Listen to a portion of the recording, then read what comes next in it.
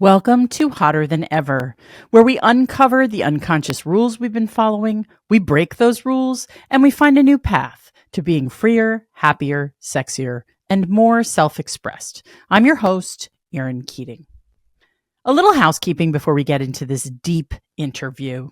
As you may have noticed, if you're a longtime listener to the podcast, and if you're not, welcome. You are in the right place if you want to feel good over 40. I am doing one episode a week in July and August.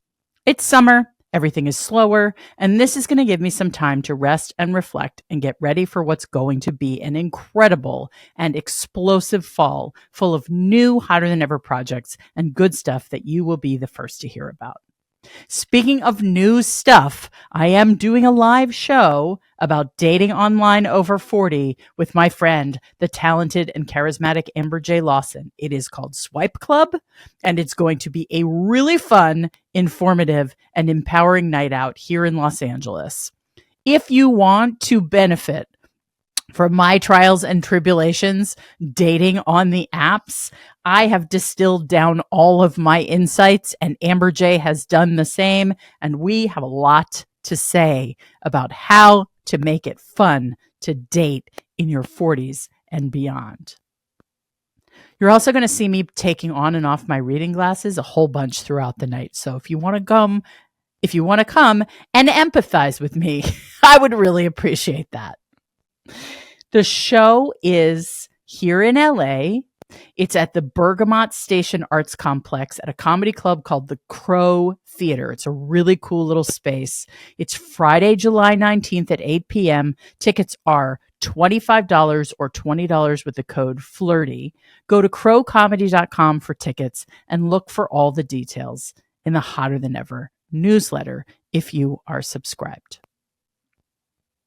My guest today is Lori Hamilton. She is an award-winning writer, director, performer, and insights expert. What is an insights expert? We are going to find out. She lives a robust double life as both an artist and an entrepreneur, writing and performing one-person shows, directing films, and also providing corporations with data and insights that bridge the gap between consumer desires and brand innovation through her company, Prosperity Productions. So what does that mean to us here on the Hotter Than Ever podcast? Well, in our wide-ranging conversation today, I think the most interesting thing, the most fascinating thing is that Lori has spent a lot of time gathering insights and conclusions about how we all changed as a result of the COVID pandemic, especially how it's impacted how we prioritize our time, how we think about work, and how we show up authentically in our lives and want others to do the same.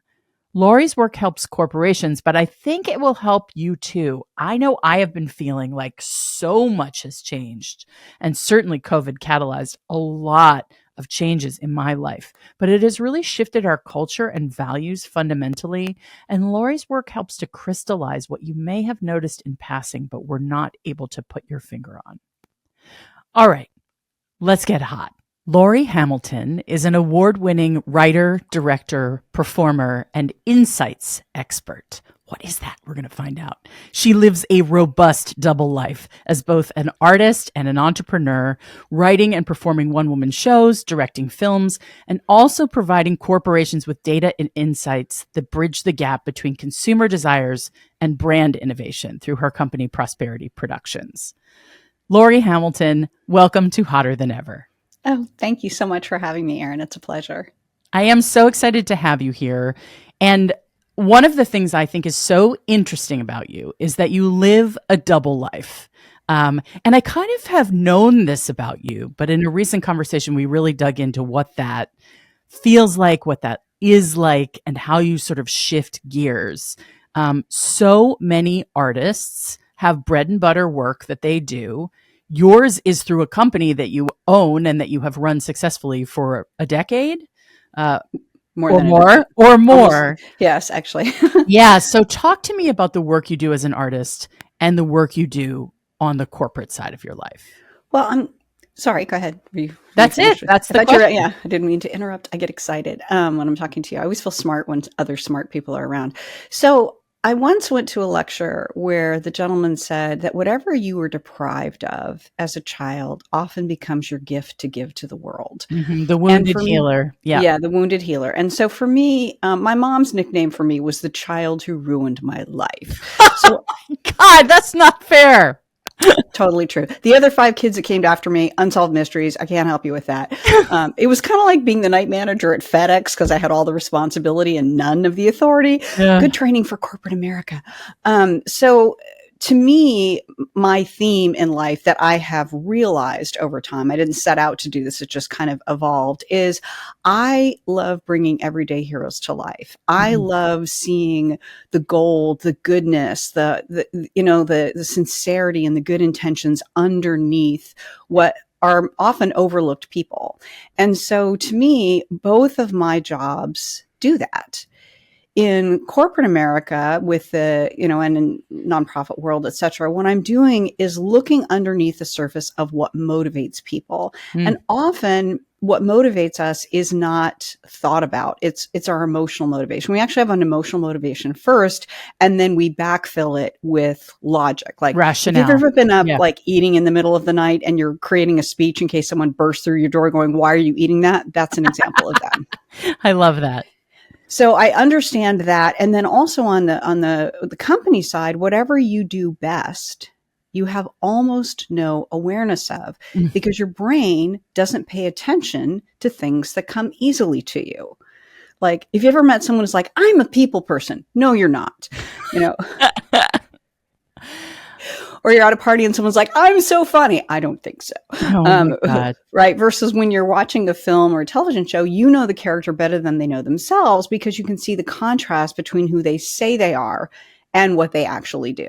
So on the corporate side, what I do is uncover companies trying to sell something which is supposed to be a gift and valuable, and the audience is supposed to receive this and have value, hence prosperity. I uncover where the real value is underneath all of that and how to wrap that gift, that product, that service in a way that the person receiving it feels like a gift. And the analogy I give here is, have you ever had someone give you a gift and you're like, "Oh, yes, I know why you thought that was a good gift." Oh, so many times. Right. Versus when someone gives you a gift, you're like, "Oh my God, you know me so well." So that's what I do on the corporate side. On the film and entertainment side, I was actually working on a screenplay this morning. What I like to write about are beautiful people who can't see that far.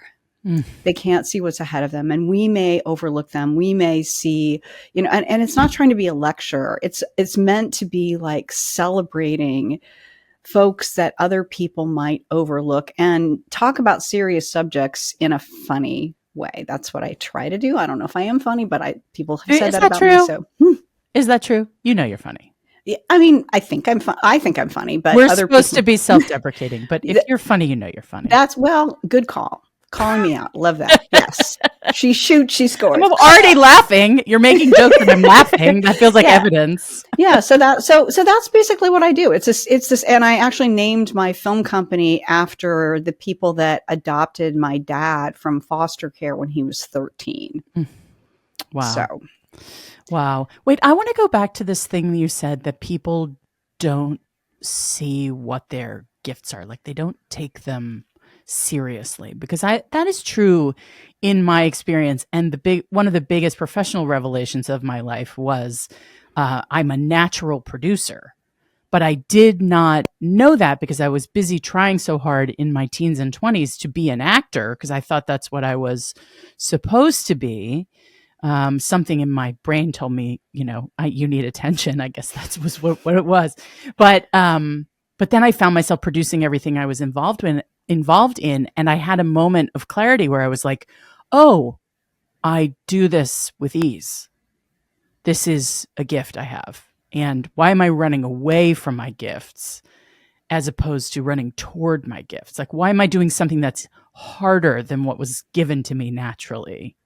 And it was an enormous pivot point in my life because I actually had a flash of revelation where I could see that. And then, of course, that revelation is insights retreat. But talk to me about that and yourself and what you've observed there. Yeah, I actually wrote my one woman show that I took to the Ed Fringe was sort of about this. For People ask for me, non-show business people who are listening to this podcast, what is the Ed Fringe? the Edinburgh Fringe Festival is the largest, most prestigious fringe festival in the world. Yay. And I brought my little show and my 10 suitcases. I don't recommend bringing 10 suitcases to Edinburgh in the middle of a pandemic, just FYI. Oh my God. Yeah, it was, there's many pictures of me and the suitcases all had names because I used them as the set and as props and etc. But I digress. The show is called North Star, or What I Listen to Instead of My Intuition. Mm. And it's basically me and my guardian angel alter ego. Guardian angel was demoted for gambling, and her punishment is that she has to guard people like me who have a wonderful intuition for everyone, but don't listen to it themselves. Mhm. Anyone can relate to this? Everyone. So, Yeah. what I discovered the hard way, people are like, Lori, how are you so wise? I'm like, well, when you make a lot of mistakes, they give you the wisdom for free.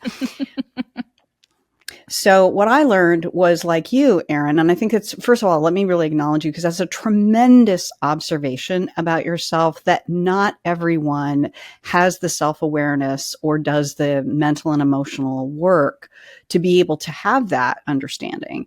What we tend to do when we think about work is we think it's supposed to be hard, and we line up jobs that we know of and we pick the one that seems the least awful and we pick that.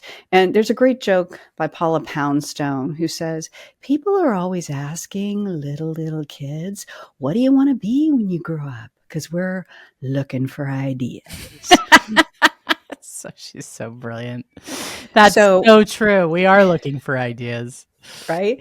So what we do is we focus on what requires effort rather than what comes easily. And what I learned, again, the hard way, is for me, I found my calling, if you will, not by following what my mom said or what society said or what my boss said, or because I'm, shockingly a people pleaser. Oh, amazing. Child who was rejected by mom becomes a people pleaser. Let's write that down. New story. Yeah. So what I learned is that the way you find out what you're good at, a lot of times is by doing something you don't like until you get good at it. Venus and Serena Williams, or particularly over 40, paying attention to what lights you up inside for no reason at all. What can you do until 2:00 in the morning and still have energy? What do you linger on? Who do you, we tend to meaning myself, try to go on a campaign with like all of our yard signs, trying to convince people who don't like us to like us, and then expecting our friends to clean up the mess afterwards. Anyone? Just me? I don't know. Rather than going, who or what, like where's the sunshine? Let me lean into the sunshine, because that's going to be a better indicator of what you're really good at and what your gifts are. And your gifts are not for you. Your gifts are to give to other people. And so when you have that energy, when you have that passion, you're going to be so much better at it, more successful at it than when you're grinding away, taking, frankly, someone else's chair in a job that you don't enjoy. It's so deep, Lori. I really, really believe that this time in our lives is driven by that internal compass and those internal sparks, because we are not fulfilling a cultural mandate in quite the same way at this point in our lives, right? So over 40, you've probably gotten married or not gotten married, had kids or not had kids, like, or on those paths, found a career with a capital C, or, found success with a capital S, I'm into capital letters. I feel like, and then there's this thing of midlife, oh, I have no fucks left to give. I don't believe that that's true. I actually believe in midlife, we have more fucks than ever. And that we just want to put them in the places where we think they deserve to be. We want to preserve our energy for the things we care about, the people we care about. And that's, I think, part of why we're seeing, especially because we're all living so long, if we're lucky, we're seeing midlife reinvention, career reinvention, personal life reinvention, marriages changing, relationship dynamics changing. Like, if you give yourself permission to listen to those insights, listen to those little, like, intuitions that like for me, I'm not a comedy writer. I'm not a comedian. But comedy has been a driving force in my life. And what I do for fun a lot of the time is listen to people talk about process for comedy. I listen to podcasts where people talk about how they came up with jokes and how they shaped those jokes, and then they work on jokes together, and then they discuss the life of a comedian and the work of it, and what's the point of comedy and all of this. This is a lifelong obsession for me, and I have been really lucky to work in this world on and off over time. But I will say for me, that's like one area of recreation that is a little spark of like, maybe I should do something with that. Now I have done something with that, but it's coming up again in my life. And it's like, oh, fuck, that thing won't go away. That like lifelong obsession isn't waning. It's actually, continuing to be a force. What are the things for you that are those things? That, first of all, I want to really acknowledge you for all of your observations, because I do think there is, it's interesting. If you look at women leaders, they're 88% less likely to have any kind of controversy or illegal activity. And there's a great new book out by Katty Kay and I think Marsha Simpson, I'm forgetting her name, it's called The Power Code, about how women use power differently than men do. And it's frankly more effective because it's more inclusive. If you look at like Taylor Swift, whether you like her or not, she gets power and she includes everyone in her circle. She's given more to the UK in food banks than the British government has given in the last 14 years. Oh my God. Okay. If that's not sharing power, I don't know what is.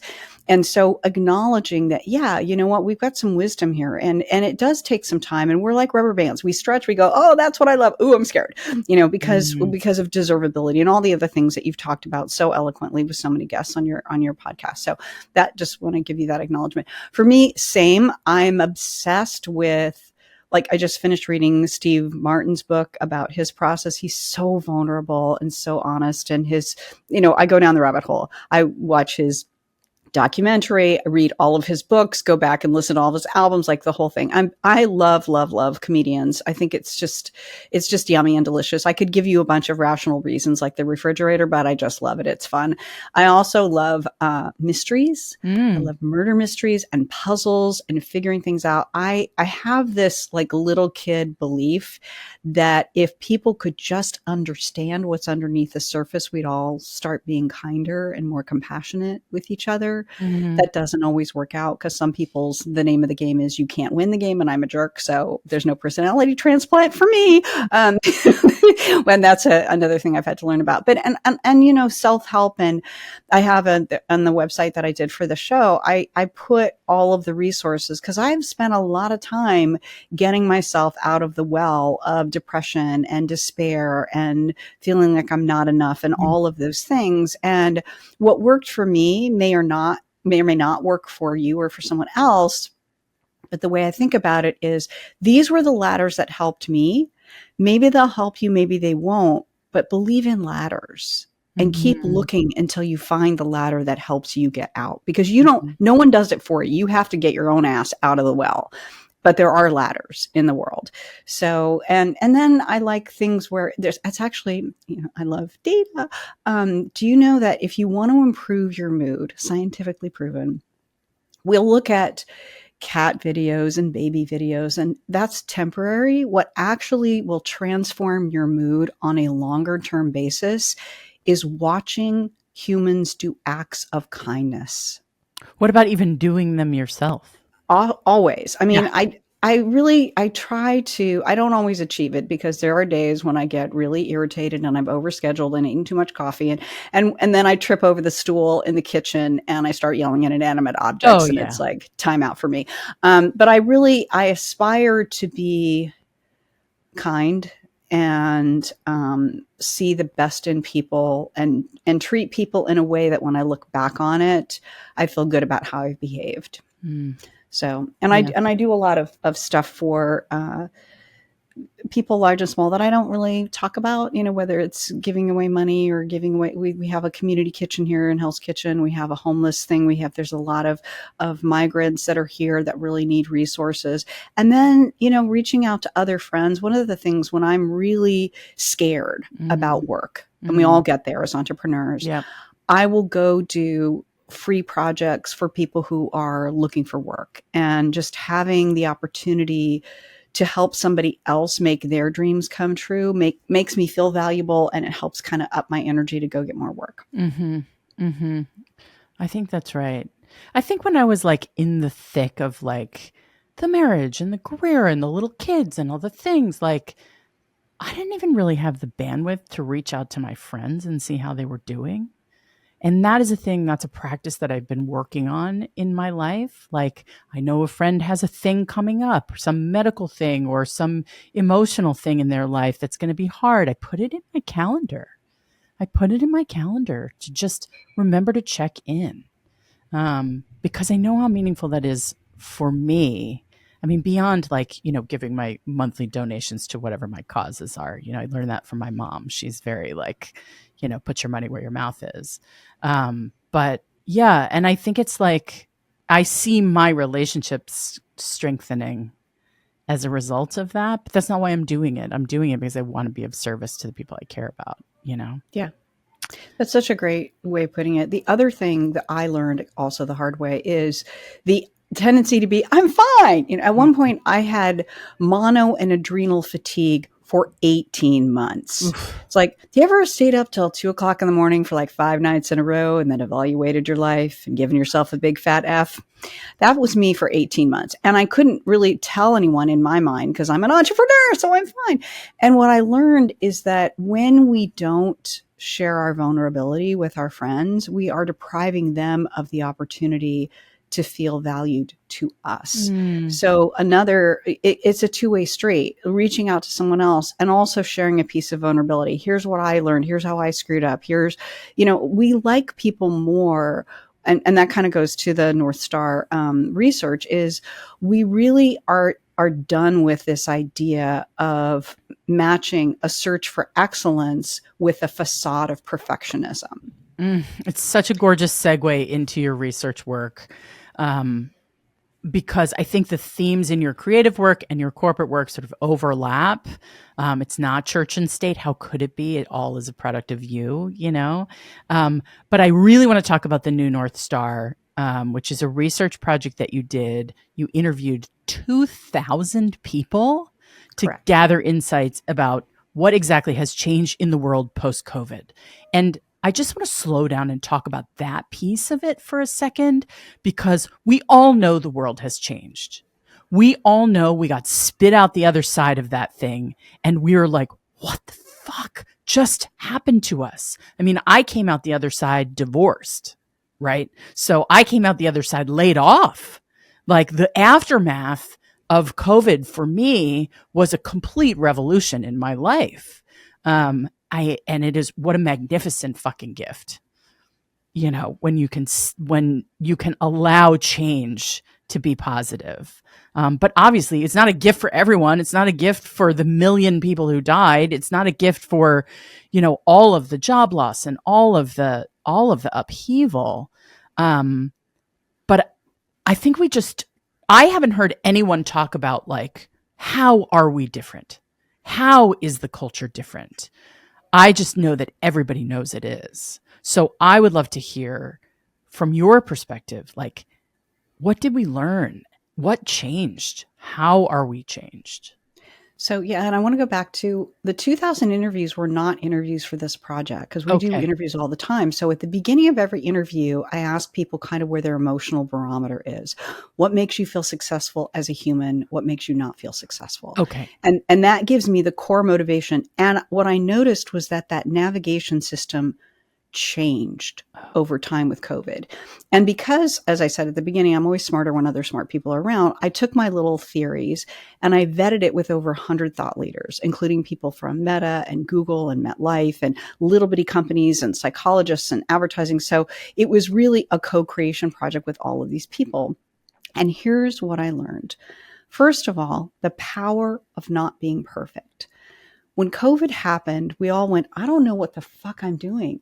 And neither does anyone else. You know what? That's a relief. Mm. I'm tired of trying to be perfect all the time, aren't you? And yeah, my kid makes noise or my cat makes noise or I'm wearing sweatpants right now. Let's get down to business. And what really brought that to life for me was one day I was interviewing moms that shop at Walmart about viral video. And they said, you know what? I really like the video better when you can see a little spaghetti on the mom's face, when you can see the laundry in the background. And that afternoon, I interviewed an executive for the World Health Organization who's managing $650 billion. And he said, I like it when asset managers, people that invest their money, tell me what they're thinking before it gets in the white paper. I like it when they tell me what they got wrong last year and what they learned from it. And I realized this is the exact same comment. This is us all not just having a physical experience, but a physiological one, because there's a thing in your body called the vagus nerve, which goes from the base of your brain into your stomach. It's actually two nerves glommed together.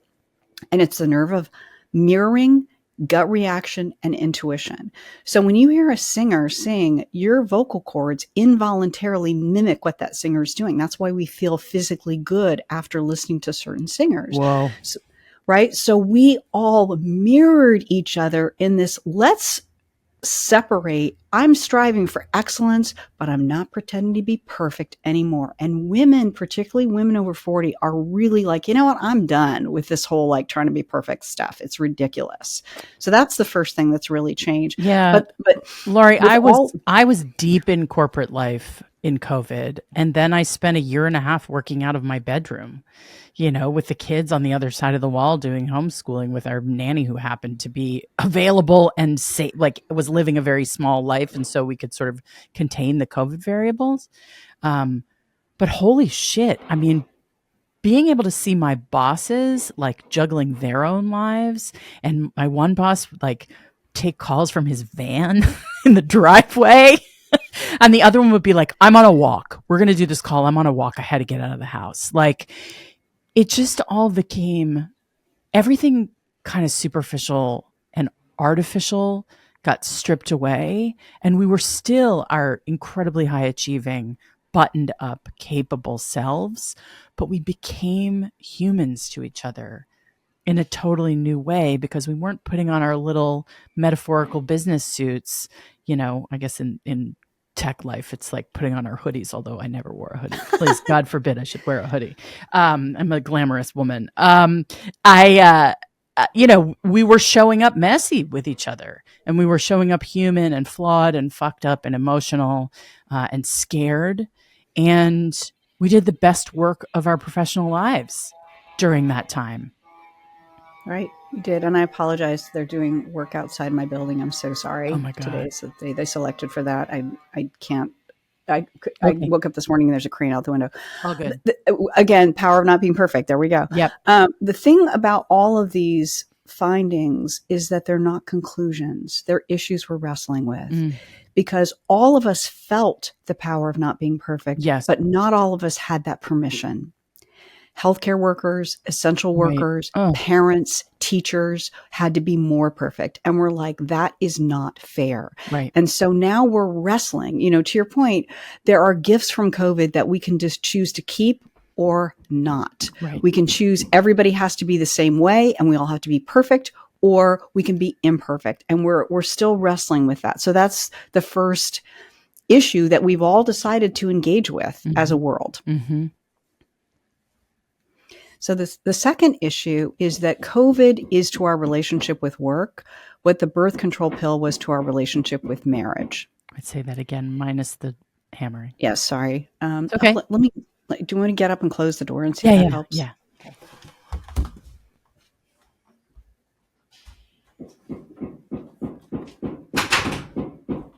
Oh my God.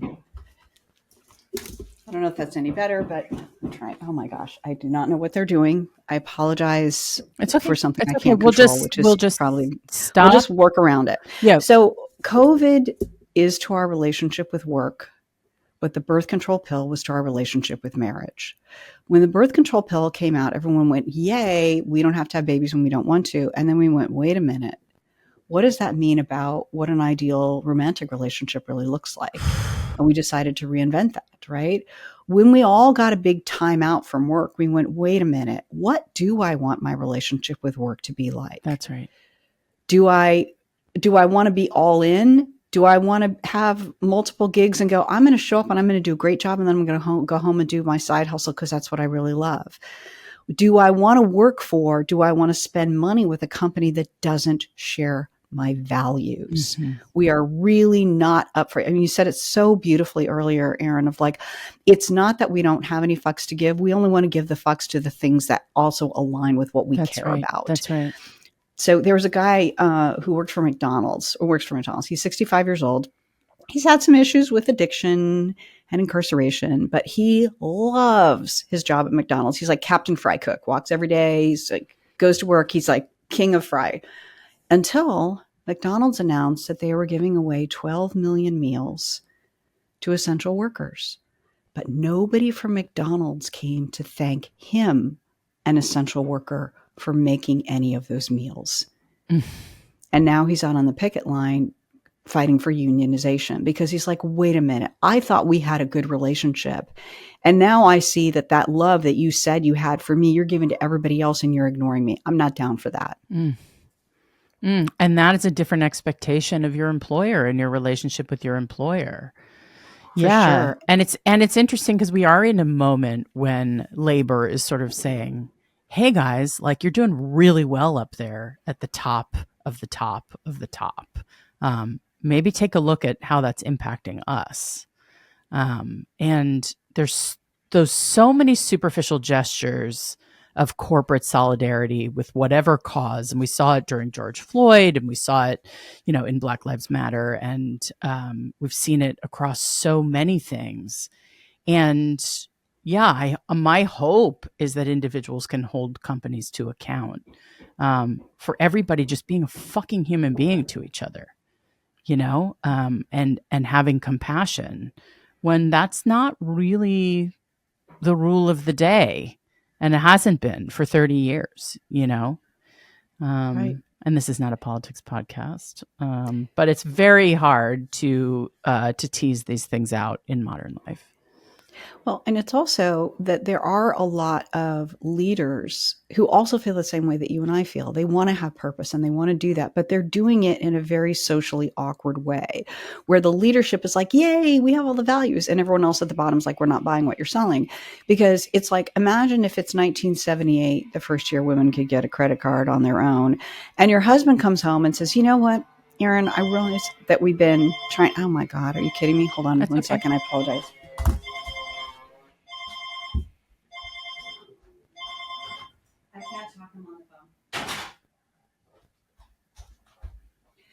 Wow. That's okay. I am so don't worry about it. I'm in a sitcom right now. You don't have to worry about it. Shit happens. Let's just slow roll back to 1978. So 1978, the first year women can get credit cards on their own, and we're having women's power, and we're going, the feminine mystique, and what do I want in a relationship? Imagine if your husband comes home and says, you know what, Erin, I agree. We need to have a better relationship. And he pulls out a PowerPoint deck on what the relationship should be. Even if it's exactly what you want, you don't want it presented that way. So if you are a leader in a company, you cannot come in with this, here's the answer. Again, that goes back to the power of not being perfect. If you come in with the answer, even if the answer is right, we don't like it. We want to be included. We want to be involved. We want to co-create it. We want to have the messiness of vulnerability. So there are lots of corporate leaders that are really on board with these values, but they're getting learned helplessness going, I gave you the PowerPoint of what our marriage should be or what our work relationship should be, and you're still mad. Yeah, because the way you presented it didn't work for me. But aren't people afraid to be in dialogue? I feel like a lot of corporate life is like a kind of public relations effort internally where the company is sort of presenting to you like, this is our narrative, this is our story, as opposed to like, hey, let's have a conversation about what our story is. And also because they don't necessarily need you or want you as an employee at whatever level, unless you're in the tippy top elite, to be in that conversation to define the story. Because the story is largely, okay, I'm on a fucking soapbox, but the story is largely for Wall Street. The story is not for the employees. And it depends on the company. There are Yes. I work with MetLife, who has one of the most diverse workforces, one of the biggest commitments to things. I mean, Microsoft has a whole program for people that think differently. They have a whole an orientation program for people on the autism spectrum. I think they need those employees because they're brilliant in certain ways. Yeah. Right. But we have bad habits. It's like, I don't know if you've ever heard this story. There's a little girl is making the roast with her mom, and the mom cuts the ends off the roast and puts them on the side. She's like, Mommy, why do we do that? She's like, that's a family recipe. And she's like, but why? She's like, I don't know. She asked her mom. They're like, I don't know. So ask grandma. I don't know. Finally, they get to great grandma, who's like in the retirement community. They're like, great grandma, how did we get the family recipe where we cut the ends off the roast? And she goes, what? You still cutting the ends off the roast? We only did that because the pan was too small. It wouldn't fit. I get it. So we inherit these things and we don't question why.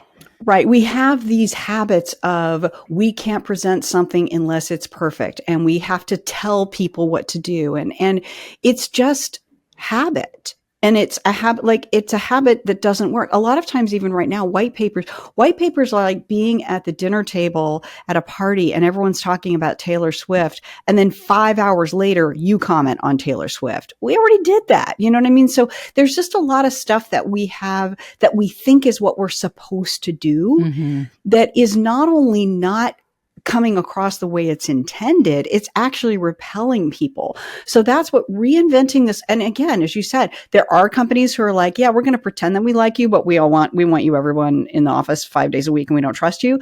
And there are companies, there's basically two philosophies. One, the employee is an asset that you value and grow and treat with respect. The other, the employee is an expense that you manage and control and squish. And if you're in a company that believes that, you're not going to do a personality transplant on that company. That's the way they are. And guess which company is probably going to be more successful in the long run? The one that has employee retention and treats people as assets. So in my experience, though, they dissemble. Like they act like you're an asset that they want to cultivate, but then they don't actually do it, and when push comes to shove, you're an expense. And that's the cognitive the reality, dissonance. right? And that's where you have to, like in any relationship, don't look at what they say, look at what they do. And that's how you know, because what they say is worth the price of the piece of paper that they put it on or the email that they put it on. So the thing is that if you're in a moment, and I have a lot of folks that I know, a lot of clients and friends, if you're in a moment where you're reevaluating your job with your relationship with work, you first have to look at your relationship with the company. And if the company is just not sharing your values, you're not going to change that. You may decide to stay, but you may also decide to ratchet back. Like you have certain friends that you're like, I don't really like this person, but they're fun to go out to drinks with, but I'm not telling them any of my personal stuff because she's going to like spill it to everyone. Just be aware of what your relationship is with your employer and what you want to do on your side to make it more what you want. Right. It's so smart. It's so smart because there's a lot of virtues to being at certain companies and doing a specific job that you're very good at or that you really enjoy, but the wider context maybe doesn't sit right with you. And we have to figure out like what part of that is okay and what part of it is not. And shop for what you do want can I get some extra skills? Can I, what kind of, am I going to stay? I have friends who hate their jobs. They're like, I only have to be here 3 more years until I'm vested and then I'm peace out. That's right. But not have the expectation that the abusive husband is suddenly going to stop being abusive. They're not going to. Right. But if your employer pays for your graduate degree, and then you have to stay there for 2 years after that, like that may be worthwhile. Because then you get to take something with you. So the next theme in your research is really related to this. Yes, the next is I decide. In the 1980s, Yankelovich did a study about what people think success is, and we all said, oh, someone with a lot of money. Then in the 90s, we said, oh, someone who has flexibility of time.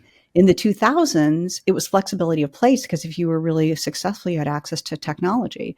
But after the 2008, 2009 recession, we went, this is all BS.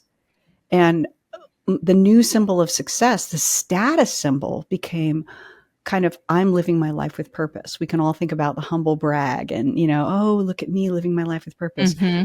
After the pandemic, we went, why does anyone else tell me what success looks like? I decide for myself, which is also a double-edged sword because, Mm-hmm. and this is where women over 40 again have an advantage. In order to navigate your life with your measuring stick of success, you have to have enough self-awareness and life experience to know what that is, and enough emotional maturity to go, if you don't like it, I don't care. Yeah. God, I mean, and the I don't care is so hard one. The I don't care, I mean, that takes so much deprogramming and unwiring. And I do think some of that sort of erodes with age as like a function of age. But I also think you have to decide that what you care about is more important than assimilation. And we are assimilators. We're pack animals. Like we want to be part of the group.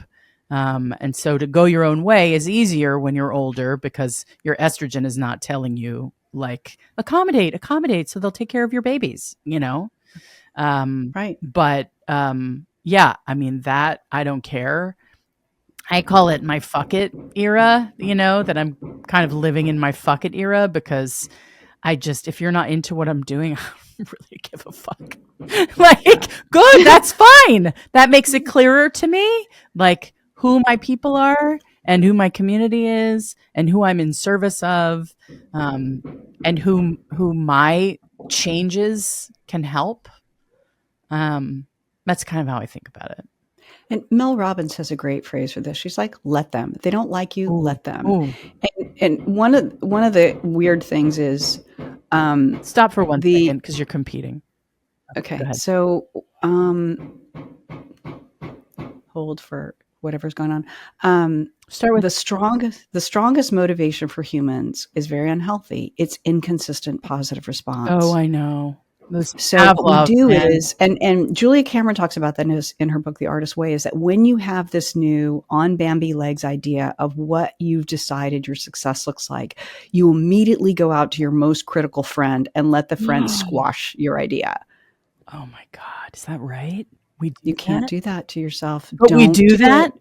Don't. We get tempted because we go, now you'll finally like me because I have this new idea, and they hate. And I've had a friend of mine who gave me feedback on something that was so devastating. I stopped the project altogether. So Wow. Say that again. yeah, Say that again. yeah. I had a friend of mine who I was working on a project, and it was the very first draft, and she didn't. I learned not to ask, like to be specific when I'm asking for Yeah. feedback, and this person, rather than saying anything good about the work, just like blasted me like she was doing, a reporter's devastating review of it.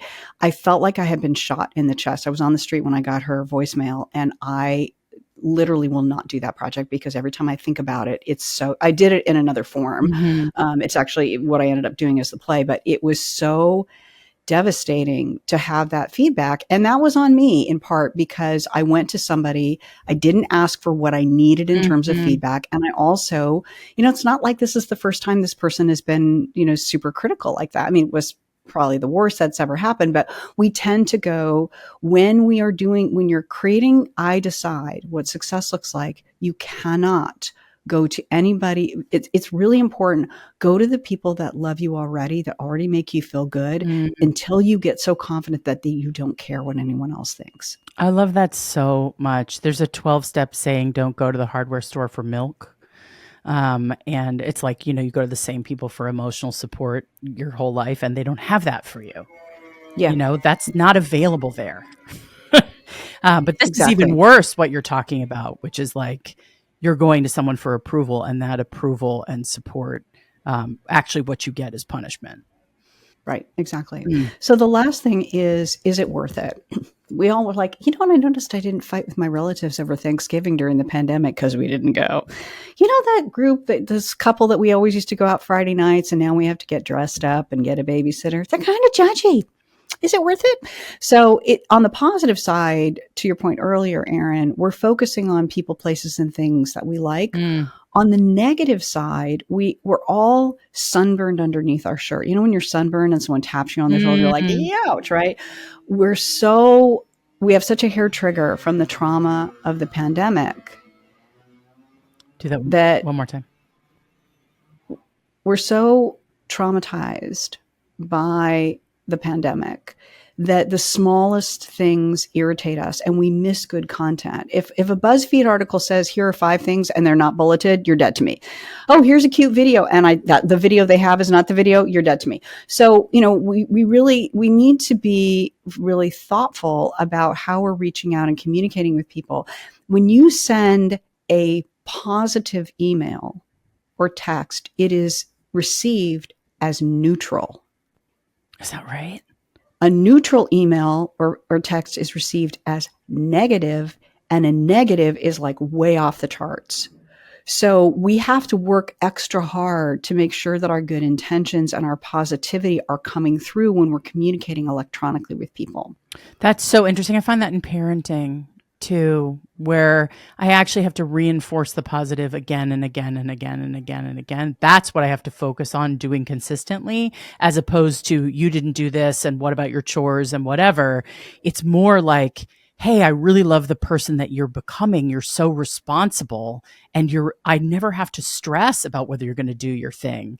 Like, I love that you did that because I didn't even ask you to do that, or you did that with no complaint. Like, I have to do that a billion times. And then I see that my kids are getting built up, right? Instead of being like, oh, you know, mom hates when I whatever. Like, but we don't learn that. I think that's a muscle you have to build.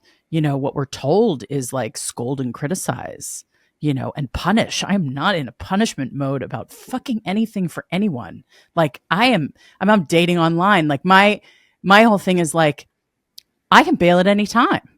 I'm going to bail. I'm not going to correct you. Yeah. I'm not going to correct. I'm not going to coach you. Whoops. You just got frozen. It's okay. And Maya Angelou talks about this, and I've really always tried. I don't always remember, but I try to. She says, when you come into a room, particularly with a child, the first thing they look at is your energy on your face. And if you're like this, looking at your screen, and I'm scrunching my face here, that's what they see. They see you looking at their shoe is untied. So really try to have a habit. I try to have a habit of this, of when you see someone, whether it's on a Zoom call or just, I'm so grateful that you're here today. Yeah. Let that gratitude be on your face as the first thing that they see, because it really, I mean, think about that. You're smiling already as I'm saying this, how that feels when you walk in a room and someone's like, yay, you're here. Yeah, it's huge. It's huge. And we needed it when we were little and we need it now, you know? And I think I have less and less tolerance for being in situations where people are ambivalent about me. You know, I only want to be in places and with people who are like, I think you're awesome and I think they're awesome. And like, then let's make something, let's build something, let's do something, let's laugh, let's have fun together. Because we've spent so much of our lives just being in situations where we're being tolerated and we are tolerating.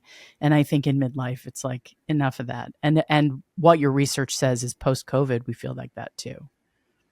Exactly. Yeah. So that's what I've learned. And it's really about, we're all going through this and we're all wrestling with these things. So try to be as kind as you can to yourself and other people. And, you know, my one piece of advice for anybody in just, again, navigating your life, as you said, as an artist and as a researcher, is really make a practice, whether you use stickers or numbers or whatever means. At the end of your day, what lit you up? Because a lot of times what we think is lighting us up, like you were talking about earlier about your career, what you think is going to make you happy, what you think is going to make you feel fulfilled is the opposite of that. And something that you're overlooking, that you're like, oh my gosh, these beautiful friends, this producing that I'm doing that feels so effortless and feels so fun. That's the thing to pay attention to. That's the sunshine to lean into. Ugh, I love that. Lean into the sunshine. I love it. Okay, I am going to ask you the question that I ask everyone who comes on this podcast, which is, are there any deal terms in your life that you are ready to renegotiate? And those can be explicit deals or implicit deals. They can be ways that you do things, ways that you approach things, things you've been sort of muddling through where you're like, you know what, that's not quite working for me anymore. That's such a great question. Let me give a second to think about that. I think for me, there's a couple that are coming to mind. I'm sure they'll be, as soon as we get off the phone, I'll think of a zillion more. That's how we always do things. So one is I am no longer, I will give it a couple of tries, but I am no longer in the business of convincing people to value who I am and what I do. If I've tried 2 or 3 times to go, hey, by the way, here's why research is important, or here's why art is important, and you're not getting it. And by the way, saying nothing and saying no are identical. So people don't have to say, no, I don't like you. They just, like, you go, hey, would you like to get coffee? And they don't say anything. The answer is no. They don't want to go get coffee with you. So, I'm not going to be in the business of trying to convince you of my value or the value of my work. The second thing is, and this has been really hard, because the COVID economic thing kind of really hit me this last year, which was surprising after all these years of being in business, is I am no longer willing to take out worry insurance and decide that constantly worrying about things that I can't control somehow makes them go away. Bad things are happening in my life, or I don't have the client is paying me late, or the proposal didn't come through, or I'm scared about this or that. Have I done everything I can do on it at this moment? Yes. Do I have a place to live? Do I have food? Am I fine? Yes. All right. Then let's just put that on the shelf. You know this when you're an actor and you go to the theater, a lot of times you'll see British actors will do this. They kind of go before they go in the theater, because you're dropping your baggage at the door. Put it down. Carrying your baggage around all the time, or even worse, carrying other people's baggage. You think you're carrying their baggage, but you're just making a copy of their baggage. So now there's twice as much baggage, which isn't helping anyone. Can't carry somebody else's stuff. I'm just not going to let every waking moment of my life be filled with fear or worry about something when there's nothing I can do. And there's plenty of happiness to be had in the moment. A friend of mine says, Lori, things are not happening to you, they're happening for you. Doesn't mean that they're good, but it also does mean that you can take, as you said earlier so beautifully, Erin, you can take the things that have happened and you can transform them into something good if you're willing to do that. Yeah. Sometimes things are happening to you, though. Yeah. And sometimes things are bad. And it's and like a leftover paper towel, cardboard is not inherently good. And things do suck. But you can take that and you can put paper mache on it and turn it into a fucking flower. So even when bad things, it's a trumpet in my house. It's a trumpet. Yeah, exactly. You can do what and things. So the question is, I find that I do better when I look at something, when a door is closed or my ego is bruised, and go, okay, Matthew McConaughey says, you're either winning or you're learning. Mm-hmm. And if you're learning, you're winning. All right. I think we'll leave it on that. We'll leave it on that, Lori. Thank you so much. Smart. It's such a pleasure. You're so smart. You're so insightful. You're so clear. Your examples are amazing. I have loved this conversation. So thank you so much for coming on, and let Hotter Than Ever listeners know where they can find you. Yes, you can find me at thelorihamilton.com. You can also find me at prosperityproductionsinc.com, or anywhere that social media, Lori, Lori, Hamilton, like the musical. Excellent. We'll put all that in the show notes. Thank you so much. Thank you. This has been such a pleasure. You're such an inspiration. I feel so grateful that we got to spend time together, and thank you for sharing me and my time with your listeners. I'm just full of gratitude for this day. Thank you so much. My pleasure. Thanks for listening to Hotter Than Ever. If you loved this conversation, send it to a friend. It's that easy. Go on the podcast app where you're listening to this podcast, hit the send button, send a friend a little note. Technology makes it so simple to share the things that you enjoy and that light you up, like this show and this conversation with Lori Hamilton. Did you know that there's a Hotter Than Ever newsletter you can sign up for at hotterthanever.substack.com? On the Substack, I write and think a little bit more deeply about the people and conversations I have on this show. And I also provide links, and more information about my guests and the work they're up to in the world. People are signing up every day. It is really cool to see. I would love to see you over on the Substack where we keep the conversation going. And that's another place to share what you think about the show and give me your honest feedback. Hotter Than Ever is produced by Erica Gerard and Podkit Productions. Our associate producer is Melody Carey. Music is by Chris Keating, that's my brother, with vocals by Isa Fernandez. I hope you're taking some time to relax and chill and hang out with friends and lovers this summer. It is definitely my favorite season, even though it is like 110 degrees in the San Fernando Valley. I am really tan, even though we're not supposed to get tan, but I really like getting tan in the summer. It's not summer without a tan to me. I mean, if you are wiser than I am, maybe you're not tan, but put on sunscreen. Put on sunscreen. Do as I say. Do as I say, not as I do. I really could be better about that. I'm good on my face. I'm just less good with the sunscreen on my body because, I want to be tan.